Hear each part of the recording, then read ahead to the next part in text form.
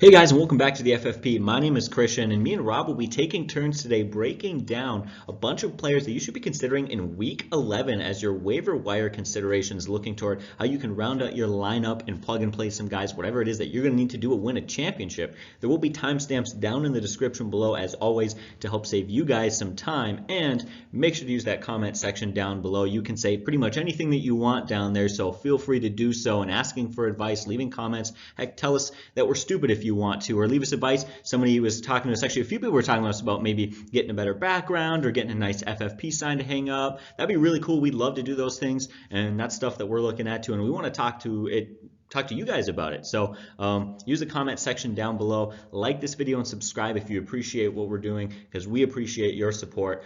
Let's not waste any more time. Let's get right into it with the first consideration. The guy out there you need to take a look at is Jags quarterback Nick Foles, who's 85% available out there. So he's available in almost all leagues. Now, I think one of the biggest mistakes that owners make that really cause a lot of teams not to have playoff success is their lack of ability or lack of foresight to project forward. They're not looking ahead to matchups come playoff times. We talk about looking forward to weeks 14, 15, and 16. The fantasy playoffs, it's important to do that. Now, before we talk about that a little bit more, don't make the other mistake, which is you look ahead so far to the playoffs that in the meantime you compromise your lineups and you don't make the playoffs. But I'll say this, in a week or two, you should have a pretty good idea if you're going to make the postseason. If you're a team that looks like you're projected to make the postseason, make plans, look ahead, look at matchups week 14, 15, and 16. Now, Foles has a great matchup coming up. You look at his next 6 games. Here's who he plays. He plays the Colts, Titans, the Bucks, the Chargers, the Raiders, and the Atlanta Falcons. 3 of the last 4 weeks, right, that he's in. 3 of the last 4 weeks. 2 of those are playoff weeks. He's got great matchups. Consider this. This is his schedule come playoff time. He gets to play Tampa Bay, who allow the 4th most points to quarterbacks, Oakland allowing the 3rd most points to quarterbacks, and Atlanta allowing the 2nd most points to quarterbacks. That's a very quarterback-friendly schedule that he's got coming up here. Now, I think for me, like, the question is, who is Nick Foles? And I think that we know him. A lot of people think Nick Foles, they think about make some of the magic that he had in tough situations. One year he took over for Wentz in 2017, and everybody, myself included, thought, okay, the Eagles are not going anywhere. They're done now that Carson Wentz went out. Carson Wentz was having a phenomenal year. In fact, a lot of people projected at that point he would have won the MVP had he stayed healthy. So it looked like the Eagles season was over. Foles takes over. They go on, they win the Super Bowl. Has a great postseason run there. Looks great. And he was clutch the year after that. He comes in late in the year and he leads the Eagles back to the playoffs. So this is a guy that looks like he's a good pressure player. He's had some clutch games. He's had some magic that he's worked come postseason there. But we think that he's more than a flash in the pan. We think that this guy can and has had regular season success. And this is a guy that you can trust a little bit here. He was phenomenal back in 2013. Back in 2013, he had a great season. And if you didn't know it, back in 2013, here's what he did. That year he had 27 touchdown passes in only 13 games. And only had 2 interceptions. That's an amazing year. In fact, his quarterback rating that season of 119 was the 3rd best ever single season quarterback rating among quarterbacks. The only ones that have had better is 1 year Peyton Manning and the other year Aaron Rodgers. So he's had some good success in the postseason there. Now, after that, he did take a step back. He had that huge year, took a step back a little bit there. But I think that was more the system and the situation that he was in that I don't really blame him for there. One, he was a quarterback of the Rams 1 year, and he had to deal with really what I would call an antiquated Coach Fisher. You take that offense. A year after that, that offense with Fisher at the helm there as the head coach ended up being the worst in the NFL. They scored only 14 points a game. He gets fired the year after that. McVay takes over, and they become number 1 offense in the NFL. Fisher had to go. He, once again, very antiquated coach, especially when it comes to offensive stuff there. He had to move on. And you look at it, that year, his best wide receivers were Tavon Austin and Kenny Britt. So didn't have great weapons there. In 2014, Chip Ingram, now the first year he came in, Chip Ingram had some success. He did some things college that kind of translated, I think, early on, but eventually the NFL caught up to him, and those gimmicks just didn't work anymore. And that just didn't translate into the NFL. And then the year after that, Chip Kelly gets fired. He goes to San Francisco for 1 year, ends up 2-14, gets fired there. So once again, I think he had to deal with a system where it just didn't translate well into the NFL there. That same year, after Foles left a game during the first half. He broke his collarbone, and he was put on the injury reserve, and that ended his 2014 season there, and Mark Sanchez took over there. I guess what I'm trying to say is that look at Nick Foles. In the right situation with good weapons, he can be successful. So I think one of the things he's got going for him, I think that's really huge, is the development of DJ Chark. I think Chark gives him a legitimate wide receiver 1 option there. In fact, if you know, he had an early connection report with Chark. It was on a 35-yard touchdown pass to Chark that Nick Foles broke his collarbone. So hopefully that's an indication that those guys have rapport, and he's going to continue to look in his way. That gives him what I would say a number one, a quality wide receiver one to throw to. I think Leonard Fournette's development is a huge boost to Nick Foles' value there. You look at Fournette, he's really taken that next step forward after having a very bad year last year. And one of the ways that he's improved, Leonard Fournette's improved in the passing game. Right now he's got 40 catches through 9 games. He's also run the ball very, very well. On the year, he's got a career best 4.8 yards per carry. And him running the ball so effectively, it opens up a lot for him in play action. And it leaves a lot of pressure off of Nick Foles when you can run the ball well there, so that's a huge boost. You add to that D.D. Westbrook, Chris Conley, Keelan Cole, there's some good weapons there. This is a guy that's a great stream. He's got a great schedule. You got to really consider Nick Foles moving forward as an option for you as your quarterback. All right, so I think you should be considering wide receiver Nelson Agholor of the Philadelphia Eagles. One of the biggest reasons for this simply being that Deshaun Jackson has been placed on the IR. He's going to miss the rest of the season, or at least if he does manage to come back, it's not legal for him to continue playing with the Eagles, but he'll be on the IR. He won't be playing. This is going to give a big boost to Nelson Agholor, who's had some big games this year. He's been very hot and very cold. Of course, he gets a boost from having a good quarterback like Carson Wentz, and he does get a boost from being really bumped up into safely and securely that number 2 wide receiver. I think we can all feel like he is almost definitely going to be that number 2 wide receiver for the rest of the year. Now, some things we do like and we don't like. I do like that he's 84% available, so you can pick this guy up. He's going to have some value to your team. I don't think he's going to have a whole lot of value. I would pick him up with the expectation that he comes in as probably a wide receiver 5 or maybe a wide receiver 6 for you. I don't imagine he's going to crack a lot of starting lineups most weeks. One of the weeks that he's not going to crack a starting lineup being this coming week versus the New England Patriots. So keep that in mind when you pick him up. Now, here's the thing. He comes out the first couple of games and he looks great. Game 1, he doesn't look great, but then Deshaun Jackson goes down and so does Alshon Jeffrey. And he has, in week 2, he has 11 targets, 8 catches, 170 yards, and a touchdown. And in week 3, he had 12 targets, 8 catches, 50 yards, and 2 touchdowns. Both games, he scored over 25 fantasy points. He was phenomenal when both those guys were out. But consider a few things. One, both those guys were out. Now Alshon Jeffrey's back. So those were in games where he was the wide receiver 1. He was getting 11 and a half, 12 targets in both those games. And so, you know, that's definitely dropped. As well as he played the Atlanta Falcons and the Detroit Lions. Very, very bad pass defenses. So there's a lot to consider there. We take back the last 6 games since then. In the last 6 games, he has 26 targets, 14 catches, 114 yards, and 0 touchdowns. That's an average of 4.3 targets, 2.3 catches, and just 19 yards per game. As far as fantasy goes, he is averaging 1.9 fantasy points per game in standard leagues and 6.2 average fantasy points per game in PPR leagues. Now, like I say, he's very hot and he's very cold. He's secured some value by knowing Deshaun Jackson will be out, and I think the Eagles are probably going to lean towards using him a little bit more now that they know they're going to have to use him the rest of the year. They're also fighting for the division with the Dallas Cowboys, who just lost tonight. Go Vikes. So that's all some things that go very well for him. He's extremely volatile. He's had some great games. He's had some bad games. I would consider him as a wide receiver 5 or 6, but nothing more. That's what I got to say on him. If you guys have any more questions, leave a comment down below. Another guy I want to talk about is Ronald Jones, running back of Tampa Bay Buccaneers, who's 35% available out there. Now, next week he plays the New Orleans Saints, who give up the 4th fewest points to backs. They don't give a lot of points to running backs out there, but it's one position. It's hard to come by decent players. So if you can find any back that's even getting carries, and he's a guy right now that's really taking a lead role there. Last week, Buccaneers head coach Bruce Arians said that Jones has earned a right to start and to play more snaps. He's been consistent. Coach went on to say this: he's more explosive. It's not that Peyton Barber did anything wrong, just simply he's been more effective of the 2 backs. Jones has outrushed Barber heading into this week, 314 yards to 265 on 5 fewer carries, so he's been more efficient. Today, Jones went out. He had 11 carries for 29 yards and a touchdown. Now, that wasn't great as far as the yards per carry. It wasn't extremely efficient or effective there in that area. Now, one of the concerns that people have had with Jones in his games is he's been deficient is a pass-catching back. His wasn't great coming out of the backfield. It was a concern last year. It was once again a deficiency in his game, but they've been working hard on improving that area, and he's improved greatly. In fact, today he showed how far he's come in that area. Today he went out and he had 8 catches for 77 yards. On the year, he's had 4 rushing touchdowns in the last 6 games. Now, Peyton Barber did go out today, and he did have 11 carries and a rushing touchdown. But when you look at the 2 backs, if you followed the situation at all, it's just clear to me that Jones is the better back, more explosive, younger, more upside. and the coach sees it too, and he's now become their lead back. And so he's a guy that I would pick up, put on your bench on some weeks, some matchups here, or God forbid you have injuries. He's going to help you win some games. All right, so now we take a look at wide receiver Darius Slayton of the New York Giants. He's 91% available, and there's a lot to like about him. And the first thing that I like is opportunity, which really is half the battle in fantasy football.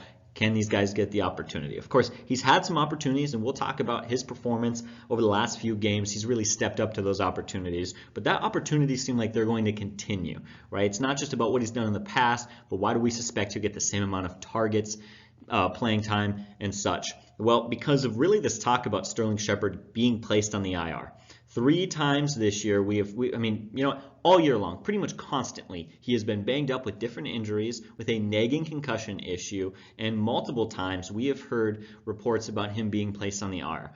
It hasn't happened yet, but I'm expecting that it will. I really am expecting that it will. And in anticipation for that, pick up Darius Slayton while he's still 91% available. So when we look at the numbers here, today he had just a great day this last week. 10 catches, 122 yards, and 2 touchdowns. That was his most targets, or he had his most targets all year long. I'm not exactly so certain he's going to get quite that many targets and catches every single week, but this guy's a big playmaker. In fact, he's got 5 touchdowns in the last 6 games. And 4 of those touchdowns came in the last 3 games. He has been very productive as of lately. He's a guy with a very low floor and a very high ceiling. You do accept some risk with him, so absolutely acknowledge that. But I don't necessarily know if that's entirely his fault or really the all over the place, high, low, crazy, far left, far right play of Daniel Jones. In an easy matchup, Daniel Jones plays great. He's had some phenomenal games that make me feel like the New York Giants have got their franchise quarterback who can win them Super Bowls. In other games, I sit back and think they're going to be drafting another one come May, but who knows at this point. So you got to play it according to matchup and understand the risk you take. But I guess you can't be too picky. Beggars can't be choosers, and with as much upside as he has, he should be rostered. Now let's talk about Adrian Peterson, 45% available, and Darius Guice, who's 65% available out there. Start with Guice. So Washington activated him Wednesday from the injury reserve list. Now they're playing the Jets next week, allowing the 12th most points to running backs. Now, I think if you look at the team, they're saying that they think that Guice is going to return to action against the Jets. They think he'll be back out there playing, getting snaps, etc. What's his role going to be? What should we expect there? Well, I think what's going to happen there is the Redskins brass, they want to know what they have for 2020. They want to know what they have in their players. They want to know what they have with Darius Guice. He's a guy that can go out there and be effective. With that said, I would not waste a bench spot on him right now. Maybe if it's a dynasty league and you have a large bench, you could do that. But I would still probably wait till he's been on the field, had some carries, shown he can be somewhat productive. And here's why I'm not going to run to him right now and why I wouldn't pick him up. Adrian Peterson is playing very, very well right now. He's seen significant carries, and that's going to continue even with Darius back there. Now, interim coaches, they won't come out and say it publicly. They're not going to say this. They're not going to vocalize this. But they're not as interested in the team's future rebuilding. They're not. Make no mistake. They want to win games right now. They want to make their mark. They want to build their resume in hopes that this time that they have there's an interim coach will lead to them getting a full-time job. That's what they want to do. They may not say it, but let's be honest, that's what they want to do, all interim coaches. Meaning Callahan, since he's taken over, he's going to do whatever he can to give him the best opportunity to win games right now. You know what the best opportunity for him to win games right now is? Playing Adrian Peterson early and often. That's the key, I think, right now for the Redskins to have any success. Now, since he's taken over the interim coach there, their commitment to the running game has really been, I would say, like a rebirth for Adrian Peterson's fantasy value there. And if you watch him play, if you've seen any games, you watch Adrian Peterson, it looks like this guy has turned back time. He looks like in his 20s again. He looks strong. He's making sharp, decisive cuts. He's explosive. Behind an offensive line there that a lot of other running backs for that team have struggled behind, but not Adrian Peterson. He's looking really, really good. During that same 4-game stretch that Callahan has taken over and committed to the run and given Adrian Peterson significant carries, twice he's been over 100 yards rushing. He's totaled during that same 4-game stretch 383 rushing yards, and I love this. It's not just a volume play. During that same stretch, his yards per carry are 5.11. That's amazing. He's averaged 18.75 carries during that stretch. He's had a few catches, some receptions, looking really good there. During that same 4-game stretch, he's received the 8th best running back mark from Pro Football Focus. During that 4-game stretch, they're saying he has been the 8th best running back in football. He's 3rd in total yards rushing, 7th in yards after contact at 3.68, which is very good, 11th in elusive rating. This guy's been great. And so I think moving forward, I think Adrian Peterson is a guy that you're going to be able to play as a very solid running back too in standard leagues. He's going to get at least 15 carries a game. They're going to continue to run often and early with him. So I like Adrian Peterson. Darius Guice, not as much. If you're in a dynasty league, I'd watch him, put in your watch list. Like I said, if you have a deep bench, you could do that. But I wouldn't get too excited just because he's coming back right now from the IR. All right, here we got Jimmy Garoppolo. This is a guy who I didn't like a lot for most of the season, and there's a reason for that. In 6 of his 8 games so far, he has been a borderline or low-end start. In deep leagues and in normal leagues and small leagues, he's been a quarterback you should sit. Again, in 6 of his 8 games. He's had 2 very good games this year, and so he's very high. I think he's very low. But what I like about him is he's played a lot better recently, right? I think we have to separate the old Jimmy Garoppolo from the new. The addition of Emmanuel Sanders was huge for him. In last game, he went off for 317 yards and 4 touchdowns, and he looks great. He looks like the quarterback that the 49ers traded to get from the Patriots. He looks awesome. Combine that with an awesome, and I mean a great matchup versus the Arizona Cardinals, giving up the most fantasy points to opposing quarterbacks this season. I definitely think this is a guy to pick up. Now, he's only 25% available, but he's a guy you should definitely consider if he is available, picking up and starting. Some of you guys are going to have Russell Wilsons or Aaron Rodgers. Some of you guys are going to have great fantasy quarterbacks, and then that doesn't work out for you. But if you're looking for a quarterback this week, Jimmy Garoppolo very well could be that guy. I think he's going to capitalize on this matchup and have a very good day. Another guy I think you need to take a look at there is Falcons running back Brian Hill, who's 99% available out there. Now, next week he plays the Panthers, who are allowing the 5th most points to running backs. I'm in a 16-team league, actually in a few leagues, quite a few actually. Struggled a little bit this year. I've had some injuries, some bad breaks, things like that. In a 16-team league, it's really hard to find players, and I've been plagued by injuries and bye weeks. And so I actually picked this guy up a couple days ago, and I looked at a few things. One, in the back of my mind, I kept thinking about how if you look at Freeman in the last couple of years, he's been injury prone. And then you add to that, Ito Smith was questionable. So I kind of stashed him on my bench, had this feeling that maybe he might have a role there. Then after I grabbed him, Ito Smith goes on the IR, so that's good, right, for the move that I made. And then today, Freeman left with an ankle injury, and he did not return. And that's one of the reasons why we always tell you don't waste bench space. All it takes is one play. Before you know it, a guy that's on your bench, it doesn't seem like he has a role, becomes a starting back. And this time of year, that is so valuable. Now, obviously, Hill's value is dependent on Freeman's health and availability, so we're going to have to monitor the situation. We'll find more probably late Monday, early Tuesday as far as what's going on there. And if you own Devante Freeman, you've got to handcuff him right now with Hill, certainly at this point. Hill went out today, he had 20 carries, 61 yards, and he had 1 reception for 10 yards and a touchdown. Now, once again, we'll have to monitor the severity of Freeman's injury to determine his value in this one. Now, last year, he did finish the year out with 2 games where he had 8 carries. He finished the year. In 1 game, he had 8 carries for 30 yards, and then he followed that up with 8 carries for 115 rushing yards. And he's not going to be a good pass-catching back like Freeman, for example, but he is bigger. He's about 15 to 20 pounds bigger than Freeman and Smith. I mean, he can handle more carries just like he had 20 today. So if Freeman misses any time, this guy's definitely worth a waiver claim and a bench stash. All right, now we got to talk about Kalen Ballage. He's got 1 game under his belt as the starter.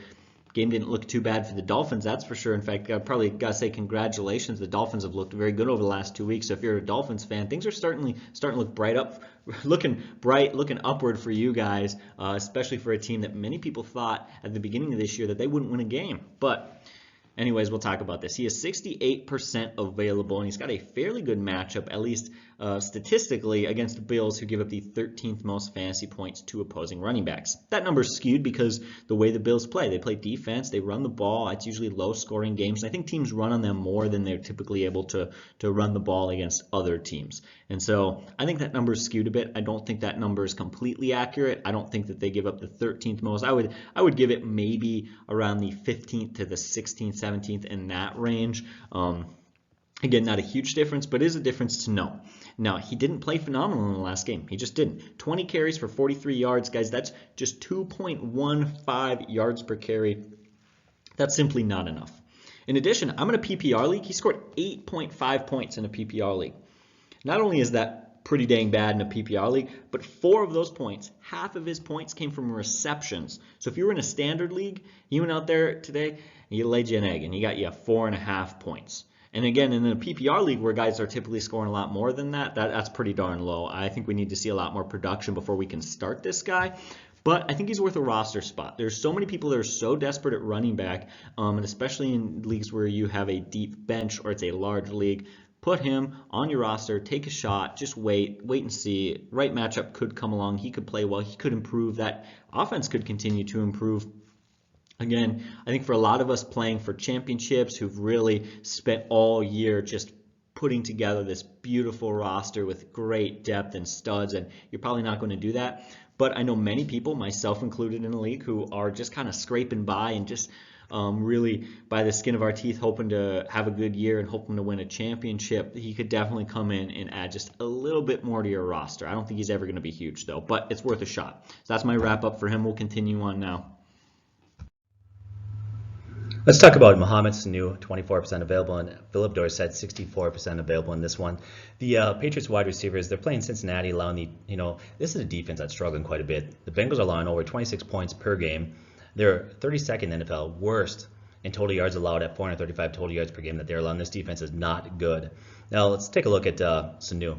Julian Edelman has come out and said that he's been singing the praises of Sanu. Sounds like this is a guy that's fitting into that team really well. Sanu is a guy that's been known in the past to be intelligent, hardworking, a great teammate. Sounds like that he's a guy that fits the Patriot way really well. And we know that if you don't buy into the Patriot way of playing or the Patriot system, whatever you want to call it, you ain't going to stick around. You're not going to get on the field. And sounds like he's a guy that they love so far. I think he's fitting in really well there.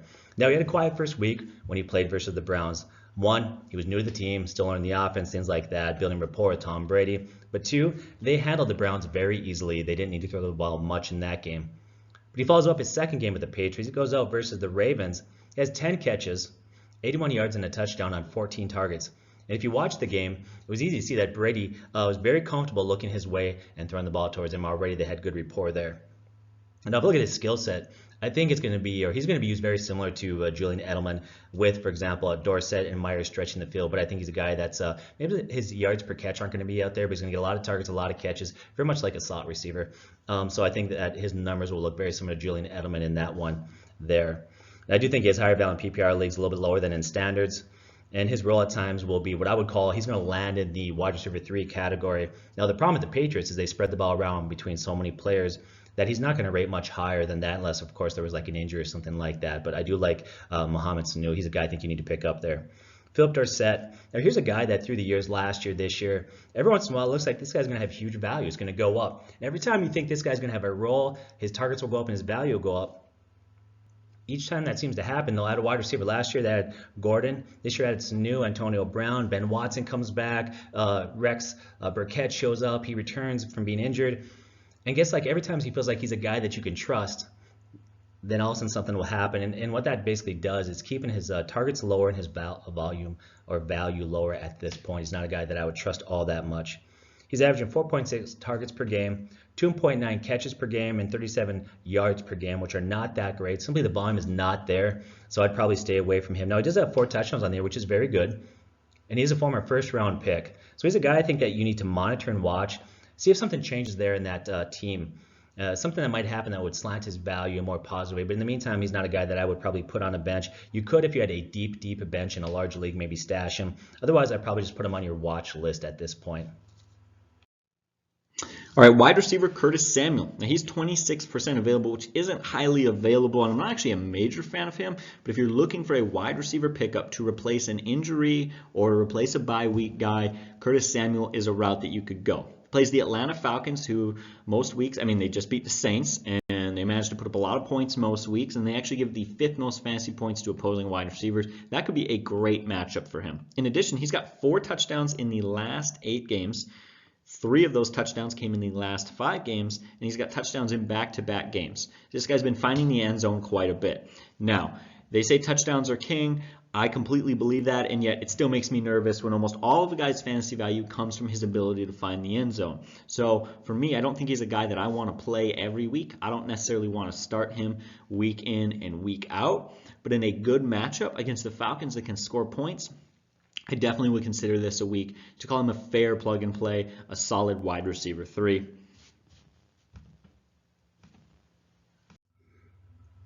So we talked about Nick Foles earlier in the Jags. Let's continue talking about Jags a little bit, and D.D. Westbrook, who's 39% available, and Chris Conley, 81% available there.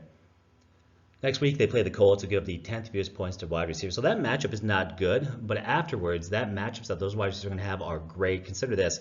Afterwards, they play Tampa Bay, Oakland, and Atlanta. Tampa Bay gives up the most points to wide receivers. Oakland gives up the third most points to wide receivers, and Atlanta gives up the fifth most points to wide receivers. So they got great or excellent matchups coming up here. Now, D.D. Westbrook is a clear number 2 guy, I would say, after DJ Chark. Now, minus 2 games where he struggled. One of those games that D.D. didn't have a big game. He got injured in that game. Minus that, he's been a very solid play on the year. D.D. Westbrook has averaged 63 yards, 5 catches on 8.7 targets per game there. And I think both him and Chark are going to benefit from Nick Foles coming back, who's going to get the ball downfield farther. The average distance of throws or airtime on those throws is going to be considerably larger than Gardner Minshew, who, by the way, played very well. Give the credit. That rookie played really, really well. I think he's going to have a great future in the NFL.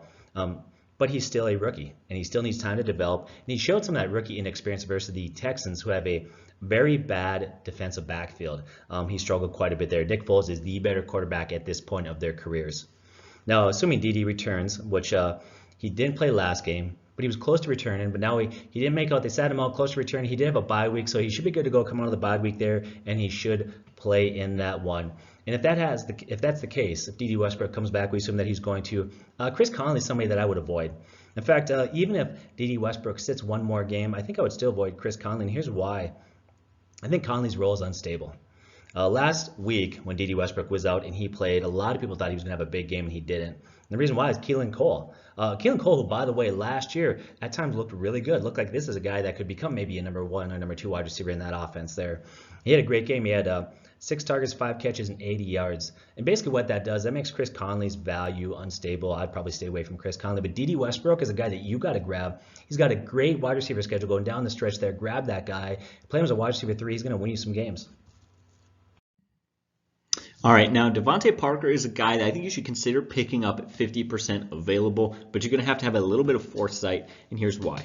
I don't think you should start him this week. I don't think you're picking him up and putting him on your roster for what he's going to do for you this week. This week he plays the Bills, giving the 7th fewest fantasy points to wide receivers, and he's going to have to line across from Tre'Davious White, only allowing 59% of his throws to be completed and only allowing 35.8 receiving yards per game. This could very well be a very bad day for Devante Parker, but you scratch that and move on. Let's have some foresight and look to the future for those of us who want a better option in a couple of weeks.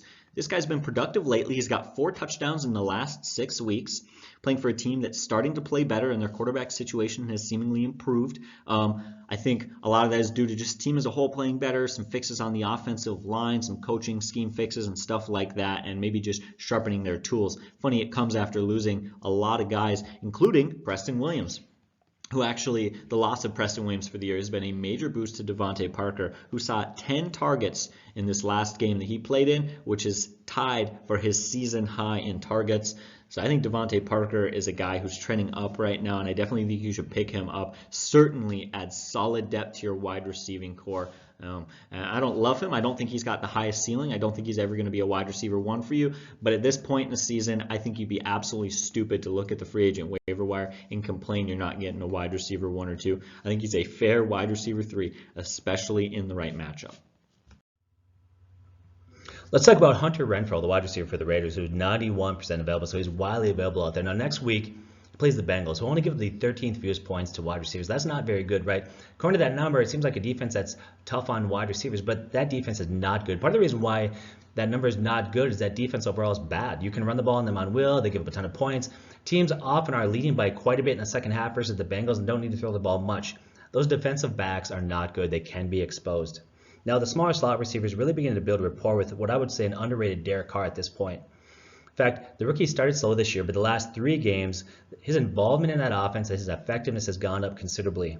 During that time, he's had 4.6 catches, 61 yards, adding 2 touchdowns during that stretch. During that stretch, Pro Football Focus has given him the 13th best wide receiver ranking during that 3-game stretch. He's somebody who's trending up, and he's worth what I would call a bench stash. Now, he's not somebody that I would trust starting. I would put him on my bench, but I wouldn't start him quite yet. A few reasons why. One, he's a rookie. He's got 3 games, but he needs a bigger sample size before we can trust him. But another reason why I wouldn't quite trust starting him yet is this. John Gruden has got the Raiders and Derek Carr playing really well at this point. But they play smart. They love to feed Josh Jacobs, who's been very effective running back, run the ball very well. They love to spread the ball around to their wide receivers, their tight ends. They're very conservative, and that approach really hurts fantasy value of certain players like Hunter Renfrow. But I do like the guy. He's a guy that if you're desperate, if you're in large leagues, you could put him on your bench and wait to see where he's going to be maybe a week or 2. But keep an eye on this kid. He's getting better and better each week. All right, now I'd like to talk about wide receiver Diontae Johnson and James Washington. Diontae Johnson is 80% available and James Washington is 94% available. The reason I want to address this because it's a difficult situation. I'm not going to say a whole lot on it. Just to address, I guess, put a little numbers into the fact that I think it's a situation you should typically avoid. And here's why. It's funny, we head into, because it's so interesting. We're heading into the year and James Washington looks like the guy. Many people believe he's going to be the guy. He stinks. He was struggling. He was playing bad. So they come in, they bring in Diontae Johnson.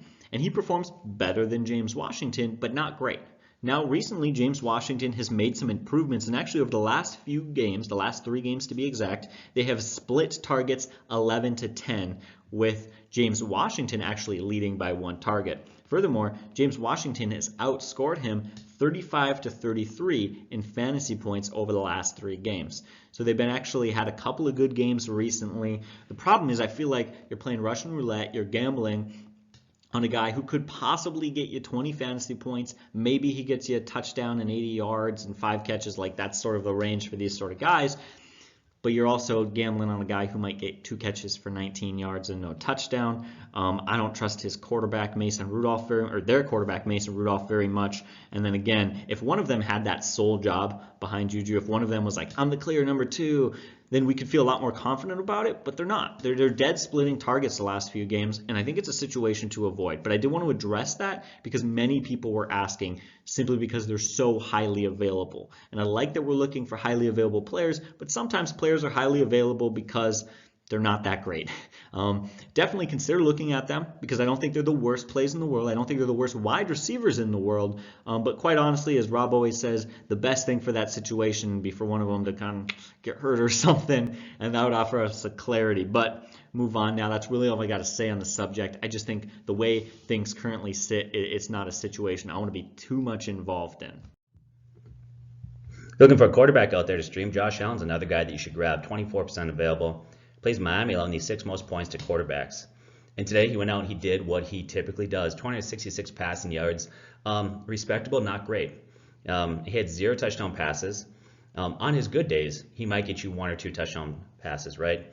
But here's what he does, and this is what he did today. His legs save him. That's what makes him a good quarterback in fantasy. And he went out today and he had 28 rushing yards and 2 rushing touchdowns. That gives him 6 for the year after he had 8 last year. So this is a guy that around the goal line, he's often going to get these rushing touchdowns.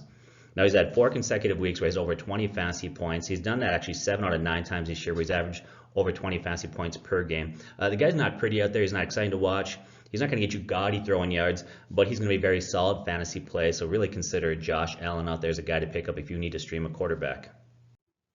All right, so let's talk about Derek Carr. Derek Carr's 54% available. I think he's definitely a quarterback stream and waiver wire pickup this week that you should be considering. First of all, he's got a good matchup versus the Cincinnati Bengals, giving him the 5th most fantasy points to opposing quarterbacks. That right there is obviously just a huge boost for him, right? I mean, that, boom, I think a great matchup is always something to consider. But he's got Tyrell Williams, he's got Darren Waller, he's got Hunter Renfrow, he's got Josh Jacobs. That offense actually has a lot more weapons, a lot more talent now than we were really expecting there to be heading into the season. A guy like Hunter Renfrow and Darren Waller were both really nice surprises. And so I think we definitely have to reconsider what we used to think about that offense. Now, it's sort of been that way for a while, so I don't think we're any more surprised at this week. But again, the good matchup. And here's what really surprises me, interests me, and really for me, it says that this is definitely an offense that's trending upward recently. And again, in a good matchup, you should play. So Derek Carr has 8 touchdowns in the last 4 games, or excuse me, I should say 8 passing touchdowns over the last 4 games. That's better than in the previous 5 weeks when he combined for 6. So he's been trending up and finding the end zone more, and that offense has been scoring. And I wanted to sit down and just look at the numbers. What has been really equating to that increased production from Derek Carr? And that has simply been more production from the offense as a whole, in particular Josh Jacobs. Josh Jacobs has 5 touchdowns and 3 games of over 100 rushing yards apiece in just the last 5 games. The last 5 games have been great for that offense as a whole. You can tell that John Gruden is really starting to figure some things out, and I've just been impressed the way they've been playing. So again, you combine an offense with actually a pretty good amount of weapons that's trending upward, has a good matchup at 54% available. I like Derek Carr. I would like to clarify, I don't think Derek Carr is a quarterback that you should be starting and playing every week. He does have a tendency to struggle in tough matchups, but under the right circumstances, he does have value. He's also a little bit limited by the fact that they're playing Cincinnati. I don't think he's going to throw 350 yards and 4 touchdowns, simply because the Bengals are not a great team. But he is a safe pick, and that's what I like about him. If you're streaming quarterback at this point in the season, honestly, a safe pick, good matchup, good weapons, that's really as good as you can ask for. So that's really why I think you should be considering Derek Carr at this point. Zach Pascal, 54% available. Plays the Jaguars next week, who allow the 15th fewest points to wide receivers. Hilton's probably going to miss at least another week. I would say probably 2. Campbell's out right now, so he's the number 1 guy. But as the number 1 wide receiver this week, he really disappointed. He had 7 targets, and he only turned that into 2 catches for 26 yards. After having some good games, he disappointed. I'm going to chalk that up to Brian Hoyer's bad play. He did not play good there. Cost Indy a game. They lost. It had to be a crushing blow for you guys there. After losing Luck, you lose, Jacoby Brissett. But I will say this wide receiver in the right matchup, okay, he can have some wide receiver 3 value for you. So he's not a guy you're going to pick up each week and you're going to play each week. But I would definitely say he's on your bench. He should probably be about a wide receiver 5 on your team. All right, now we've got Dez Bryant. Now, some people asked some questions about this. I think there's been some news and some rumors about Dez Bryant saying, hey, he's come out and he kind of tweeted that he wants to be playing. He wants to be back in the NFL this season. Of course, that's good news for him. Maybe he'll get on a roster. Who knows exactly what's going to happen? But some people had some questions, right? So let's talk about it. For starters, he is 99% available. I'm sure he's available in some leagues, but actually I believe if you check your league site, it'll typically say 100%. For those of you who don't know, he was previously banged up with an Achilles injury that lasted quite a while and really held him up. In fact, it has been since December of 2017. That was the last time he caught a pass. It's been a very, very long time. I'm going to keep things pretty short and pretty simple. I don't think Dez Bryant holds fantasy value to your team.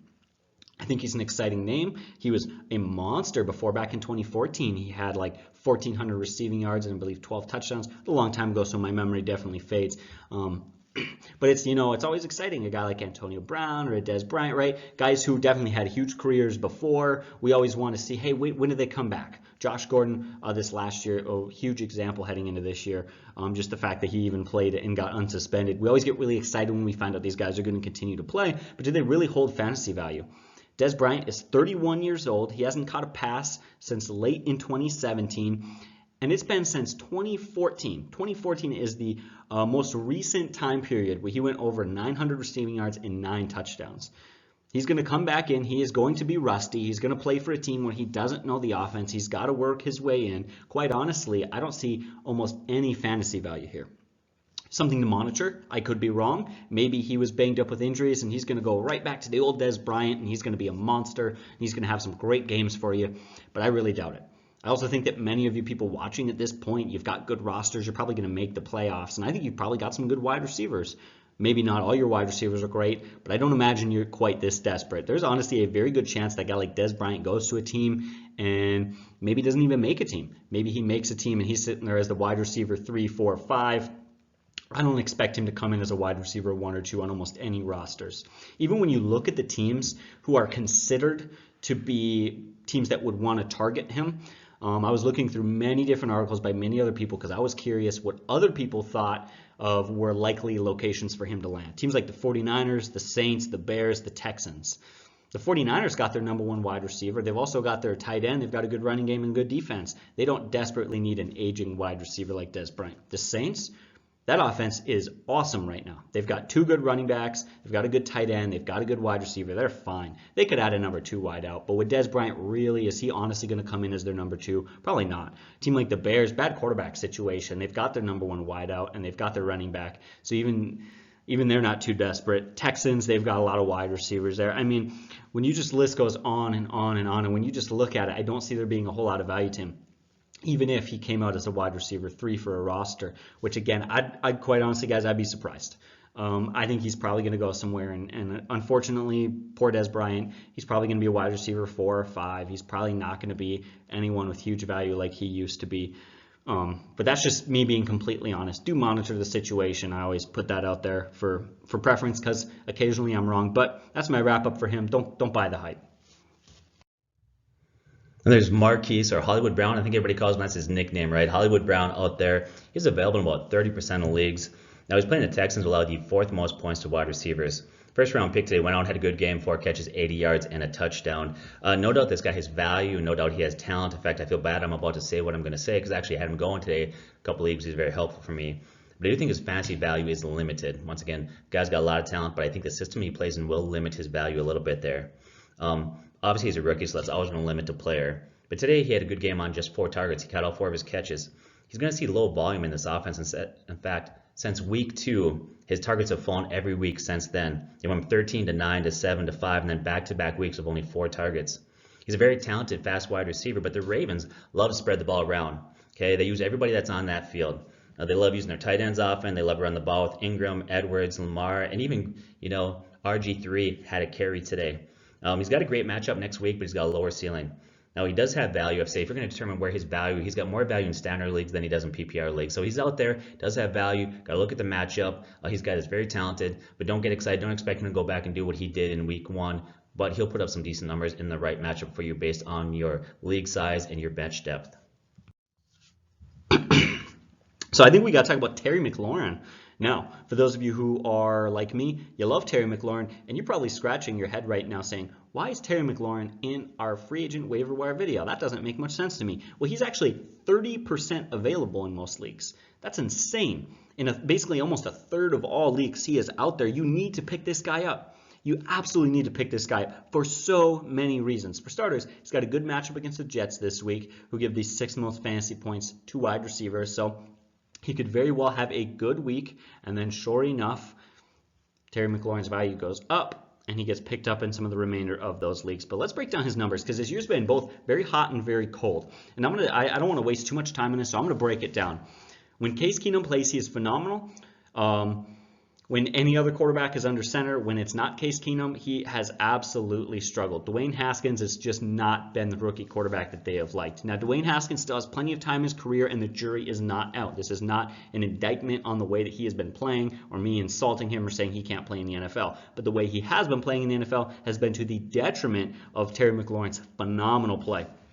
Get this. So over the first 6 games of the season, Case Keenum started or played the majority of, he had basically 4 starts in those first 6 games. He had the first 3, and then he had the 6th. So he played game 1, 2, 3, had 2 games off, and then he played in game 6. And in those games with Case Keenum, here's Terry McLaurin's stat line. It is crazy good. He had 7 targets, 5 catches, 125 yards, and a touchdown. Then he had 5 catches, 62 yards, and a touchdown. 8 catches, 70 yards, and a touchdown. Then there's the 2-game gap. Case Keenum comes back, Terry McLaurin, boom, 4 catches, 100 yards, and 2 touchdowns. And in fact, in that game, Case Keenum threw for 166 yards. So 2/3 of Case Keenum's passing yards went to Terry McLaurin. Terry McLaurin is a stud wide receiver. A couple of years from now, maybe next year or the year after, he's going to be the Michael Thomas, the DeAndre Hopkins. He's going to be the Kalen Johnson. He is a stud wide receiver. I am absolutely hyped on this guy. We see young running backs come in like Saquon Barkley. We get excited. That's how I feel about Terry McLaurin. You need to pick this guy up. In fact, he is on pace for 20 touchdown passes had he played a full 16 games with Case Keenum. That's, of course, not going to happen, but that's his production. He's got 5 touchdown passes in 4 games with Keenum. That has just been absolutely phenomenal, or excuse me, in those 4 games with Keenum. But just pick this guy up. I don't care if you're in a small league. If you're in a 10-team league, doesn't matter. Terry McLaurin, still pick him up. Because when Case Keenum starts, Terry McLaurin is a must start. Not only that, but his matchups coming up are really, really easy. Next week, he plays a team that gives up the 6th most fantasy points to wide receivers. And then after that, it's the 10th most, the 8th most. Then it's the 25th. That's a tough week. Then it's the 7th most and the 3rd most. And then that rounds us up all the way to week 16. Of course, I didn't include week 17. That doesn't have any fantasy relevance. But seriously, that is so much. 5 of his 6 coming matchups are in the 10 easiest matchups out there. He is a phenomenal play. Go after this guy. Get him. I don't even care if you're in a small league. He is just that good. Rob is, of course, not here with me right now, but I'm sure that he would agree. Anyways, I'll pass it back to Rob now. Let's talk about wide receiver Christian Kirk at the Cardinals, who is 24% available. So for about a fourth of you out there, he's available, which I cannot believe this guy is out there in the waiver wire. You got to grab this guy. Now, next week he plays San Francisco, and they allow the fifth fewest points to wide receivers, so the matchup is not good. In fact, last time they played San Francisco, Christian Kirk only had 2 catches for 8 yards. Now, obviously, he's going to top that this time. He's going to do a little bit better. He really got shut down. Regardless, it's still not an ideal matchup. Yet he's way too talented to leave on the waiver wire. You got to grab this guy if you're lucky enough to be in a league where he's still available out there. Now, he had a great matchup this week, and we really pushed him hard, especially in daily fantasy and some other things. We said, you got to grab this guy. You got to play him. He's got a great matchup. And do you see what he did today? This guy went out, he had 6 catches, 138 yards, and 3 touchdowns. He was huge. In fact, he's the reason why I lost 2 games. So thank you, Christian Kirk, for beating me. But this guy's production is no fluke. Okay, it's not like just a fluke. This guy's usage, his rapport with Kyler Murray is very clear and very evident. These two are very connected to one another. He loves throwing the ball Christian Kirk's way. He had 32 targets through the first 3 weeks before getting injured. Then he comes back in week 8. In the next 3 games, he's had 26 targets. In full games when he's been totally healthy, he's averaging 9.6 targets per game. He's highly involved in this offense right now. In fact, he's more involved, and Murray looks his way more than does Larry Fitzgerald. You got to grab this guy. His future in the NFL is really, really bright. He was great at the Combine. He had a great college career. There's nobody out there should be surprised he's doing what he's doing. He's got a great this guy's got some great skills, so pick this guy up. Even if you're not going to play him next week against San Francisco, you can't let him stay out there in the waiver wire. You got to put him on your bench. Another guy to talk about there that you may want to take a look at is Kyle Allen. Now, we talk about a lot of guys. This is probably not a guy that I'd put number 1 on my waiver wire claim if I needed a quarterback. But some of you guys out there in very large leagues, you play 2 quarterback leagues, or you're in daily fantasy, and so you need to go down a little bit and try to find yourself a bargain. Kyle Allen is 89% available out there. Now, he plays Atlanta next week, who heading into week 10, we're allowing the second most points to quarterbacks. Now, at this point, Kyle Allen's not looking over his shoulder anymore. Cam Newton is on IR, so this is his team moving forward. And they really like this young guy. He's got a lot of talent there. People around him who watch him play speak just volume, say how mature he is, how composed in the pocket he is. They like this guy. Now, the Falcons have been brutal on defense all year. They've been just a terrible, terrible defense. But today shocked everybody by shutting down Breeze and the Saints this weekend. Now, heading into week 9, Atlanta had allowed 31 points per game. That left them 30th in the NFL as far as points allowed per game. Now, they did rise to the occasion today, and they shut down the Saints. But I think we're being honest. I think that's probably an anomaly. This defense is not good. They've got a lot of holes. They've got a lot of deficiencies there. The Falcons' defense is a defense that can be exposed. They are not good. Well, Allen had a rough game versus San Francisco. If you look at his year and see how he's done, he had a rough game versus the 49ers, but that defense is excellent. Otherwise, he's had 11 touchdown passes to only 2 interceptions on the year. He had a career-best 307 passing yard today versus the Packers.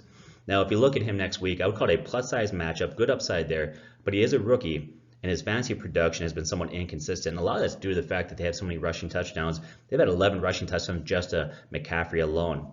Now, he's had 3 games this year where he's had 2 touchdown passes or more, but he's also had 4 games where he's had 1 touchdown pass or less. So this is one where I would call a high risk, high reward. Great matchup, but inconsistent rookie there as far as fantasy production goes there. So I guess you're going to have to determine what's out there, what your needs are. But he's definitely someone who's got a good matchup this week.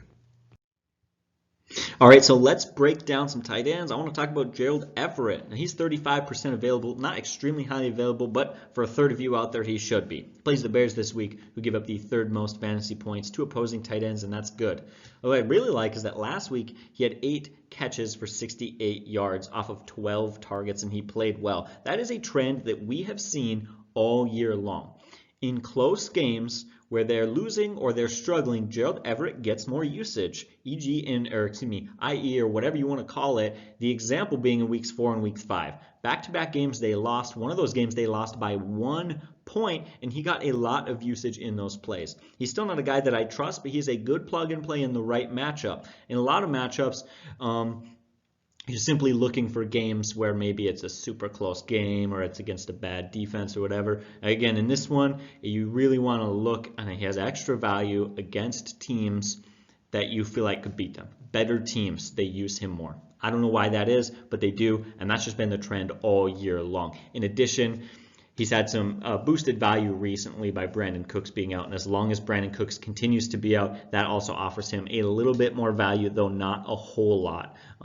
So that is kind of the breakdown for Gerald Everett. I think he's a fair play this week. And again, I like that matchup versus the Bears. Not a guy I love every week, but if you're streaming a tight end, sometimes you just got to put up with the risk of a guy like Gerald Everett, who at the very least has high upside. 12 targets last week is very high for targets among any tight ends. Heck, even guys like Travis Kelce aren't getting 12 targets a game. But I got one other tight end I'd like to talk about, so let's keep this video rolling. Let's talk about Jamaal Williams.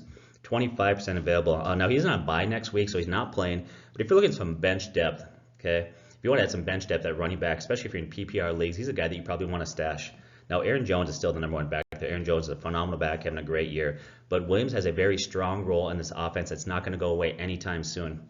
In PPR scoring heading into Week 10, he had 4 consecutive weeks where he had double-digit points scored in fantasy, averaging 18 points per game during that stretch. He's a great pass blocker. They love him out there for that great in pass blocking. He's a great receiving back out of the backfield too, which keeps his role really solid there on that team. He's got 6 touchdowns in 8 games, and 5 of those are receiving touchdowns. His catches have gone up every season since he's been in the league. When he was a rookie, he was catching 1.5 catches per game. That went up to 1.69 last year, and this year, 3.13 catches per game is really good. That's what he really makes his money is in the receiving game there. Now he did fail to catch a ball today in this game versus the Panthers, but he usually get at least, I'd say, 4 to 5 targets a game, and that's a low estimate there. Now today he split carries with Jones. In fact, they had a perfect split, 13 carries for both backs. Now the head coach has made it very clear he wants to keep both these backs fresh and healthy, and he likes to see an even time share. And so I think at this point you can trust that Jamaal Williams going forward is going to have a role there. Once again, he's not a guy that would start week to week, but if you're in a pinch, you have some injuries and whatnot, he's definitely a guy that can go on and get you some points and help push you over the edge if you need him. Let's talk about McKissic, running back for the Lions, 85% available. Next week plays the Dallas Cowboys, allowing the 17th fewest points to running backs. Now, Ty Johnson's in concussion protocol, but even before Ty Johnson went to concussion protocol, when he was filling in for Kerryon Johnson, Ty had been very ineffective at this point. He wasn't looking very good there. Now, when we talk about concussion protocol, it used to be that it was rare that a guy had a concussion and wasn't cleared by the next week, and he almost always got cleared. It was rare occasions that they didn't. But now the NFL is a lot more cautious. And now it's usually if a guy is in concussion protocol, you can expect he's probably going to miss 1 game there. So I'd be very surprised if Johnson doesn't miss the next game. Now, besides McKissic, another guy that would see an expanded role if he misses time would be Paul Perkins. They'll both have expanded roles there. Now, JD is a smaller back, but he's been known in his career to be a good pass-catching back there. He's good in space. Once again, he's great out there catching the ball. In limited role for Seattle in 2017, he had 34 catches that year there. And today he goes out, he has 6 catches, and he had 10 carries there. What I think is going to happen in this game is Dak Prescott's going to move the ball, score points, and Lions are going to have to keep up with them. So I see JD maybe getting 8 to 10 targets in this one. His ceiling is very limited, but you could use him in large PPR leagues as a flex play if you're in a bind. That's how you might want to consider using this guy if you're desperate. Let's look at the Jets wide receivers. Jamison Crowder, 37% available, and Demaryius Thomas, 90% available. Thomas went out today, had a good day. 6 catches, 84 yards. Really the best game of the season that he's had. He did on 9 targets. Now, it's easy to say, well, he had 9 targets. Obviously, he's not going to get that all the time, but that's not abnormal for him. That's the 3rd time this year he's had 9 targets, so he's seen about that usage. It's pretty typical for him to get that. Next week, they play the Redskins, allowing the 7th most points to wide receivers. Now, if you look at the 2 guys out there, you look at Thomas or Crowder. Crowder is the one that's looking more and more like Sam Darnold's favorite wide receiver. It looks like Darnold loves this guy, and he's becoming a wide receiver that you could use weekly. Now, today he went out and he had 5 catches, 81 yards, and a touchdown. The week before, he had 8 catches, 83 yards, and a touchdown. And then you go back to week 1, where he had huge volume, 17 targets for 14 catches, 99 yards. That was a huge game for him there. Now, his overall numbers aren't great. He's not near the top in the NFL. And the reason why his numbers, I think, are not up there at this point is that, of course, Sam Darnold got hurt. He was out with mono. And during the time he was out, they didn't have some good quarterbacks. In fact, one of the quarterbacks during his absence was Luke Falk. He started a game. He was so bad, they lost 31-6. The Jets' net passing yards were only 61 total yards on passing, and he was cut a week later. You look at 4 and 8 games, he's at over 81 receiving yards. So I think he's a guy that you got to pick up. Once again, if you look at the 2 receivers, I would think that Demaryius Thomas is going to be a wide receiver at 4 or 5. But Jamison Crowder is a guy that's going to be used, I would say, as a wide receiver at 3, especially if you're in PPR league scoring. He's a guy that you can start to really trust every week. We have to talk about, or at least I feel like we got to talk about Jared Cook. This guy has got some value. For starters, he plays Tampa Bay, giving up the 2nd most fantasy points to opposing tight ends. That's great. Even more importantly, Drew Brees is back, and he has looked much improved since Drew Brees has been back. This last week, he had 6 catches for 74 yards. In fact, his targets, shot all the way up to 10 targets last game. The previous 4 games, he was averaging just 4 targets a game. So that is over double the amount of targets. That makes a big difference. And over the last 3 games, he's been a fair fantasy play, getting 12, 13, and 14 fantasy points. That's what his last few weeks have looked like. This guy's not a phenomenal tight end. He's not a Travis Kelce, but at 53% available with a quarterback like Drew Brees who seems to like to throw to him, that is a good option. It is. At this point, he's probably the safest, most secure tight end option you're going to be able to get off of waiver claims. But that is my breakdown, and I believe that's my last player that I have to talk about. So, guys, as always, we would encourage you to leave a comment down below. Let us know if you have any questions or anything that you'd like to talk about, any ideas, or you just want to make fun of me and Rob. Go for it. We love the comments. But you guys really are the best. Thank you so much for your support. You guys have a great day, and God bless.